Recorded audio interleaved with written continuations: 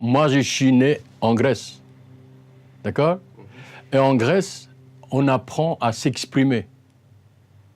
Même si parfois, il y a un flot de paroles, quelques dérapages, ça vaut. C'est pas grave.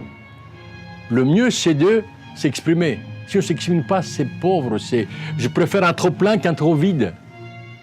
Si on se confrontant avec les autres, en osant parler, on peut apprendre. Si on n'ose pas parler, si on baisse les yeux, si on dit ah là, il faut pas, c'est fini. Le mec, il est prisonnier dans sa tête.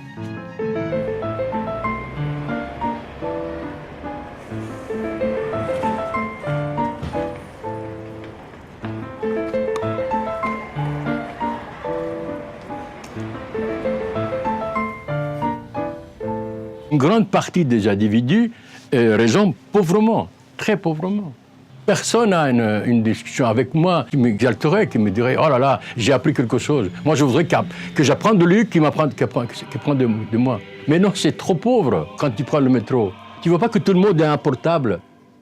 C'est pas un appauvrissement, ça. Qu'est-ce qu'il va causer avec un abruti pareil? J'avais 4-5 personnes qui parlaient très bien. Vraiment, je le montre, mais pas à la manière d'un con de 20 ans. Hein. C'est à la manière des hommes mûrs, quoi. Et ce type-là, comme il venait de 4-5 personnes ici, il a écrit ces poèmes-là. C'était l'époque, vous étiez comme ça. Il existe au cœur du XXe, un lieu magique et fascinant, où l'on refait les théorèmes au gré des nous et du moment. C'est un atelier sans enseigne, cousu d'espoir et de fil blanc, où l'on se pique de Montaigne, de Mozart et de Macorlan. La jeunesse d'aujourd'hui, elle a coupé avec la culture. Elle est devenue bête. Moi, j'étais un idéaliste, voilà. Un idéaliste à la con. J'étais un con, que si tu veux. Mais je ne suis plus idéaliste. Comme disait Nietzsche, il n'y a rien de plus violent qu'un idéal. Maintenant, je suis un peu plus cynique, mais pas de la manière où le français pense. Cynique, ça ne veut pas dire péjoratif.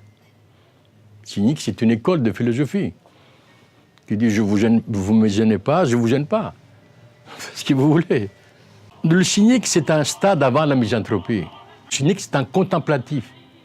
Le cynique voit l'évolution du monde sans baisser les yeux, sans se tourmenter. Il commence par être un jeune, plein d'espoir, plein de rêves. Et au fur et à mesure, si la vie l'amène vers cette direction ou vers l'autre, il devient plus ou moins cynique. Il y en a qui deviennent épicuriens. Moi, je ne suis pas épicurien. Je ne bois pas, je ne fume pas, je n'ai pas de bagnole, rien. Donc, je suis un cynique. Un cynique qui ne veut pas changer ni le monde, ni rien du tout. Il laisse faire. Avant moi, 10 millions de personnes ont voulu changer le monde. Qu'est-ce qui a changé? Toujours la même chose. La même avidité, la même méchanceté, c'est quoi? Il y a même une volupté de la haine maintenant. Les gens qui s'insultent à l'Internet, c'est une volupté de la haine, quoi.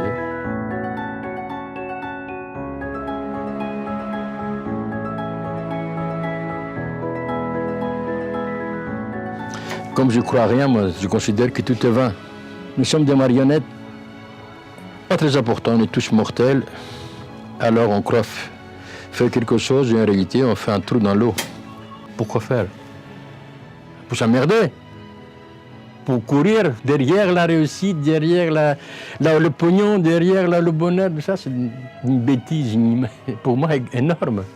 Si je croyais encore à quelque chose, je serais vraiment naïf. C'est ce que disait Nietzsche.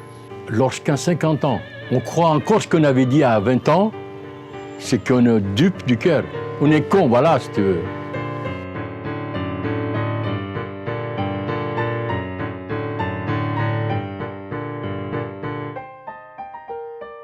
C'est lui qui me pose la question. Je lui dis, voilà mon point de vue.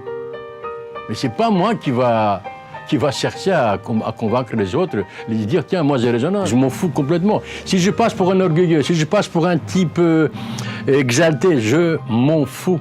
Est-ce que j'ai l'air de quelqu'un qu'on peut diriger? Tu crois ça? On ne peut pas me diriger, moi. Entre un cœur humide et un cœur sec, lequel tu préfères, toi? Cœur humide. Le cœur humide? Et c'est le plus dangereux. Le cœur sec, il ne fait pas de mal. Il n'a pas de sentiments. Tandis que c'est l'homme avec un cœur humide qui cohabite le pire et le meilleur. C'est là où l'homme est le plus dangereux parfois.